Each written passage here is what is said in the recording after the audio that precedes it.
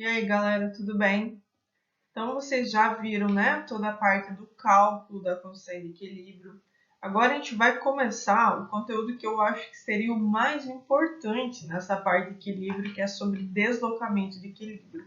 Porque é isso que o vestibular, o Enem, ele nos cobra. A interpretação que a gente faz desse tipo de situação. Então, vamos começar? Nós já falamos bastante sobre isso, sobre o estado de equilíbrio, né? Nós temos reações ali, situações, e nós já sabemos que quando uma reação ela entra em equilíbrio, em algum momento ela vai deixar de produzir aquilo na quantidade que a gente quer. Porque o exemplo aqui da reação de produção de amônia, né? Que foi muito que a gente utilizou essa aqui. No momento que você coloca os gases nitrogênio e hidrogênio juntos, eles começam a reagir e aí eles vão formando a amônia. Só que existe um momento aqui que essa amônia ela começa a se decompor e forma novamente hidrogênio e nitrogênio. Então, é um ciclo que não se acabaria.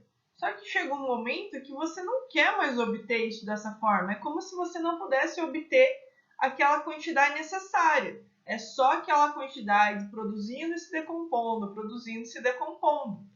Então, quando eu preciso modificar esse equilíbrio, ou fazer uma perturbação, é porque você precisa produzir mais, no caso aqui da amônia, ou você precisa consumir mais reagente. Então, Fritz Haber descobriu uma forma de deslocar esse equilíbrio, porque o equilíbrio não é uma coisa boa. O equilíbrio é um ciclo constante que não há modificações, em que eu não posso me aproveitar daquilo, em que eu não tenho algo produzido naquela reação que vai ser útil, porque automaticamente ele volta a ser consumido. Então eu quero retirar o equilíbrio, eu quero perturbar o equilíbrio, que é o que a gente chama de deslocamento de equilíbrio. E isso é possível fazer quando eu altero a temperatura daquela reação do estado de equilíbrio, quando eu altero a concentração dos meus produtos ou reagentes e quando eu modifico a pressão do meu sistema. Então, quando eu tenho esses três fatores que eu posso alterar, eu tenho uma produção maior daquilo que eu estou querendo ou um consumo maior dos meus reagentes. Então, o deslocamento de equilíbrio ele é muito importante para a área industrial. Se eu consigo deslocar o equilíbrio da produção de amônia, quer dizer que eu vou produzir mais amônia. E como isso é feito depende dos fatores que eu vou alterar. Ou temperatura, ou concentração, ou pressão, ou todas ao mesmo tempo, ou duas, dependendo do que a gente quer chegar. Belezinha? Então, o Le Chatelier ele foi o responsável por analisar essa questão do deslocamento de equilíbrio. O que poderia perturbar esse equilíbrio, né? E aí ele falou que quando ele conseguiu verificar que quando ocorre alguma perturbação externa num sistema que já está em equilíbrio, ele vai se deslocar no sentido de minimizar essa ação para retornar ao estado de equilíbrio anterior ou atingir uma nova situação de equilíbrio. Então, vocês vão ver agora, quando a gente tratar dos três fatores que podem fazer alteração, que a reação ela tende a minimizar aquele deslocamento. E é aí que a gente retira aquilo que a gente precisa. Então, vai ficar bem claro agora quando a gente explicar cada uma delas. Isso aqui é o que a gente chama de princípio de Le Chatelier. Então, nós vamos começar falando sobre a temperatura. Se houver uma alteração na temperatura, o que acontece com o equilíbrio? Então, eu vou usar essa reação de produção de amônia para todos os exemplos. E eu só consigo verificar uma alteração de temperatura se eu tenho esse ΔH representado aqui na minha reação. Porque senão eu não consigo identificar se é uma reação endotérmica ou uma reação exotérmica. Então, o que eu tenho que reconhecer a primeira coisa? Em cima eu tenho a reação direta e embaixo eu tenho a reação inversa, ok? Lembramos disso. Se a reação direta ela é uma reação exotérmica, que é representado aqui pelo sinalzinho negativo, quer dizer que a reação inversa é endo. Quer dizer que o produto, a reação que ocorre do produto para o reagente endotérmica. A reação que ocorre do reagente para o produto, exotérmica. Então, vocês têm que ter isso certo aqui. Vocês já têm que identificar isso e vocês vão identificar pelo ΔH que aparece na reação. Se eu conseguir aumentar a temperatura desse sistema, esse aumento de temperatura vai deslocar o equilíbrio no sentido da reação endotérmica. Por quê? Qual é o tipo de reação que precisa absorver calor para acontecer? A endotérmica. Então, se eu aumento a temperatura aqui nessa reação, houve um aumento de temperatura aqui, o equilíbrio vai ser deslocado para os reagentes. Então, eu consigo obter mais reagentes quando eu aumento a temperatura. Entenderam como é que funciona? Agora, se eu diminuir a temperatura, eu vou deslocar o meu equilíbrio no sentido da reação exotérmica, porque é esse tipo de reação que não precisa absorver calor para acontecer, tem que liberar. Por isso que vai diminuindo a temperatura. Então, quando eu diminuo a temperatura, o equilíbrio vai ser deslocado no sentido da produção de produto.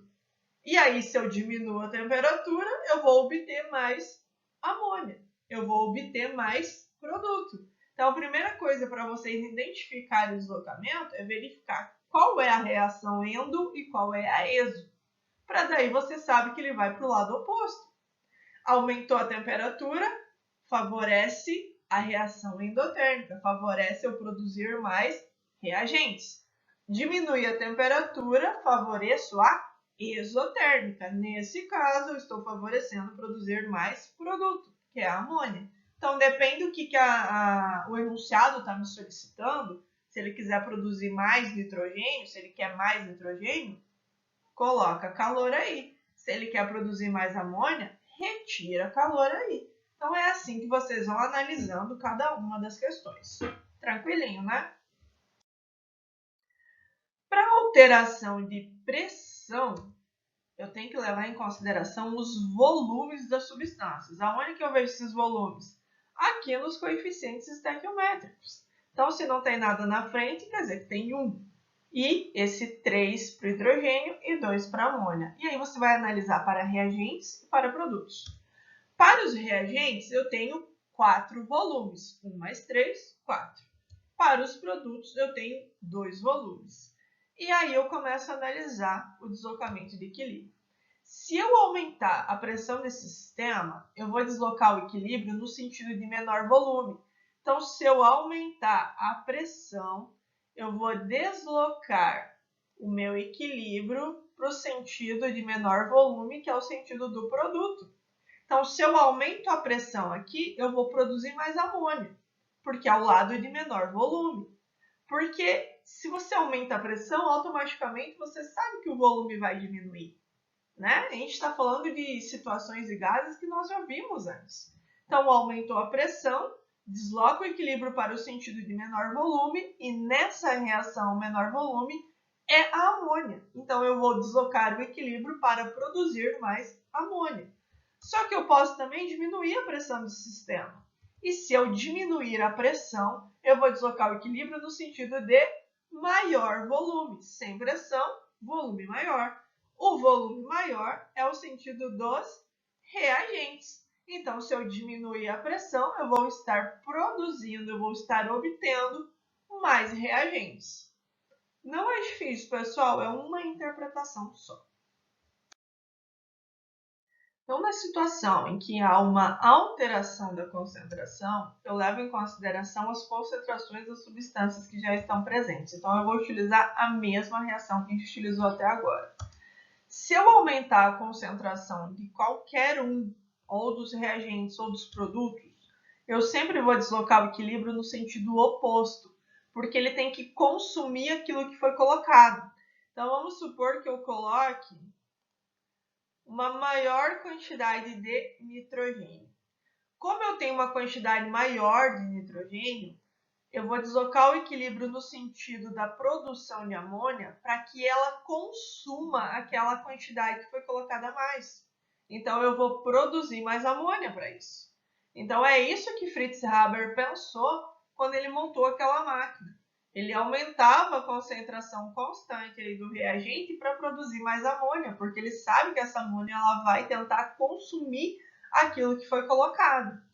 Só que o contrário também pode acontecer. Pode ser que eu retire algum produto, algum reagente. Quando eu retiro alguma coisa, quando eu estou diminuindo a concentração de alguma coisa, eu vou deslocar o equilíbrio no mesmo sentido, porque ele quer repor aquilo que foi tirado. Então, vamos supor que eu retire amônia. Se eu retirar um pouco de amônia, o meu equilíbrio também vai ser deslocado para o lado da produção de amônia, porque eu estou retirando e eu tenho que produzir mais amônia a fim de repor aquilo que foi colocado. Então, quando eu coloco mais reagente, eu desloco para o sentido dos produtos. Se eu coloco mais produto, eu desloco para o sentido do reagente. É sempre o oposto daquilo que eu coloquei. Agora, se eu retiro alguma coisa, eu desloco para o mesmo lado de onde foi retirado, porque ele quer repor aquilo que foi retirado. Então, ele vai deslocar no sentido de repor aquilo que foi retirado. Se eu retirar nitrogênio, se eu tirar um pouco de nitrogênio, eu vou deslocar para o lado nitrogênio a fim de compensar aquilo que foi retirado. Então, eu tenho que produzir mais. Então, é essa análise que vocês vão ter que fazer. E para finalizar, nós temos a situação do catalisador, que sempre aparece aqui no equilíbrio. O que é o catalisador? O catalisador é alguma substância que vai ser utilizada para acelerar a tua reação e ele faz isso diminuindo a energia de ativação. Se ele diminuir a energia de ativação, quanto menor a energia, mais rápida a tua reação acontece. O catalisador ele não altera o equilíbrio, isso é importante vocês levarem em consideração. Não é o catalisador que altera o equilíbrio, são aqueles 3 fatores que a gente viu antes: temperatura, pressão e concentração. O que ele faz? Ele só diminui o tempo para que o equilíbrio seja atingido. Então, o catalisador ele não altera o equilíbrio, ele só altera a velocidade da reação. Tudo bem, pessoal? Não é um conteúdo difícil, mas ele tem várias interpretações para você levar em consideração. Então, reveja essa aula mais uma vez, façam anotações e olhem lá a apostila de vocês algumas questõezinhas que vocês já podem fazer. Tudo bem? Vocês têm uma tabela lá que vocês podem preencher com todas essas interpretações. E qualquer dúvida nesse conteúdo, vocês me procuram. Belezinha? Até a próxima aula.